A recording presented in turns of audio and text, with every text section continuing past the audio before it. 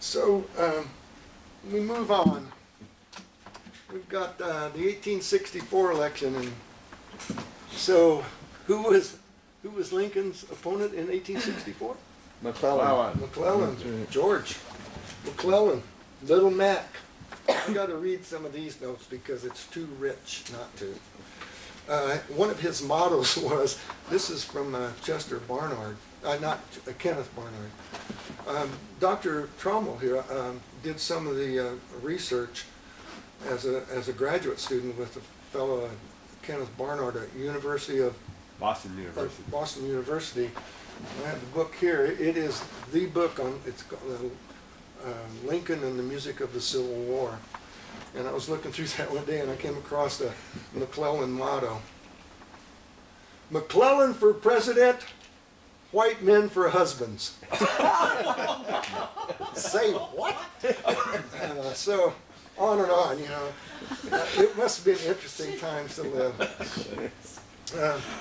McClellan was the second in his class of 59 at West Point. He was known as a brilliant engineer and administrator. The old Army saddle he improved on, and it became the McClellan saddle, which the Army used until the 1930s when they disbanded horse cavalry.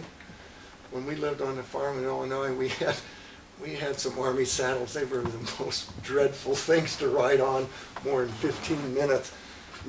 There's nothing better than a good Western rope and saddle to ride a horse on, but those Army saddles were miserable. But that was his thing.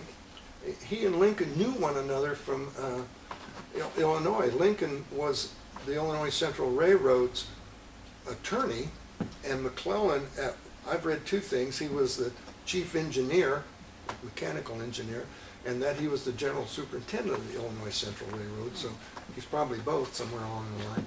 So they knew one another, and I doubt they ever liked one another. Lincoln actually thought he was a little crazy, and then when the Army was formed in '61, there were only 17,000 troops. So was it Scott that was the original chief general of the Army, and McClellan aced him out politically and became the head of the Army. He did a really good job. He got everybody organized and got them drilled and trained, and this great fighting force that came together in a short time. But McClellan wouldn't fight. He just wouldn't fight. He always overestimated the strength of the Confederates by a factor of 2 to 3. He always had excuses. I need more equipment. I need more men. I can't move.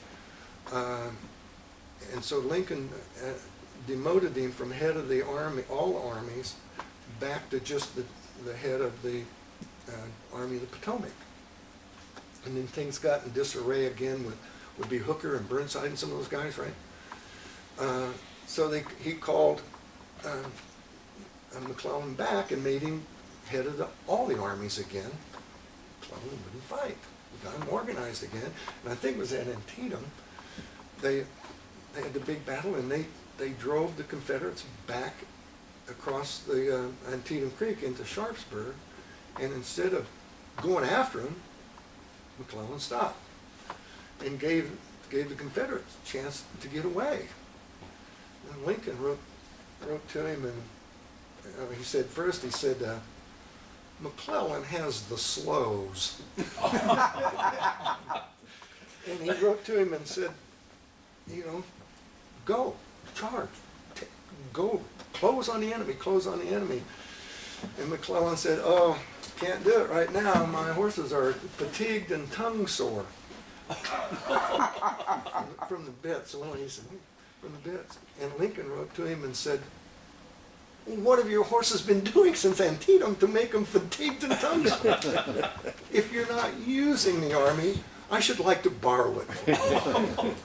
And then he sent McClellan home to New Jersey at the time, home to await orders, which never came. So McClellan, whose ego was huge, I'm sure that he just hated Lincoln about that. And this one book I was reading, I got to read this. This is just too much.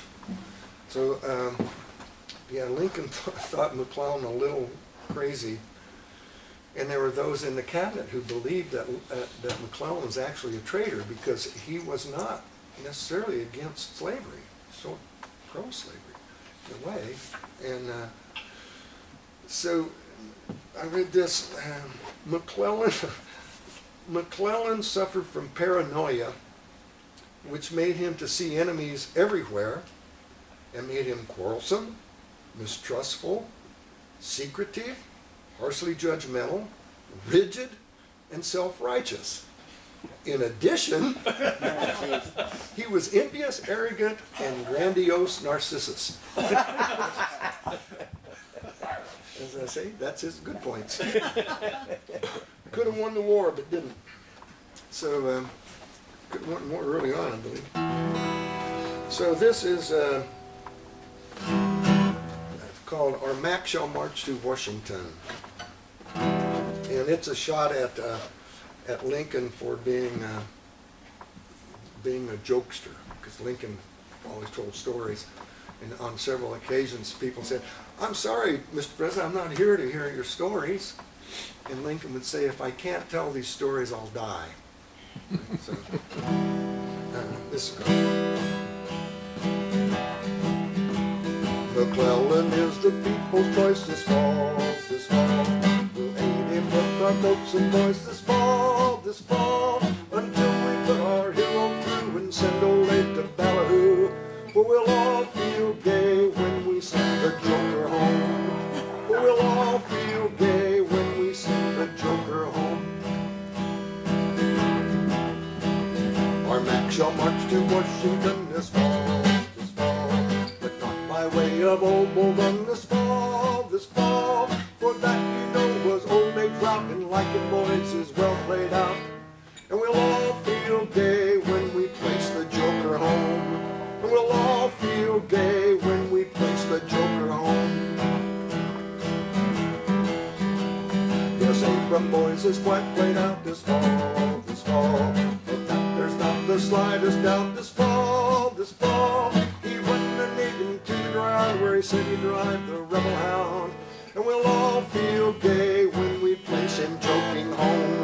And we'll all feel gay when we place him joking home. Give Mac a hearty welcome in this fall, and vote and work for him like in this fall, for that's the way we'll win the prize and pull the wool o'er Abram's eyes. And we'll all feel gay when we send the Joker home. And we'll all feel gay when we send the Joker home.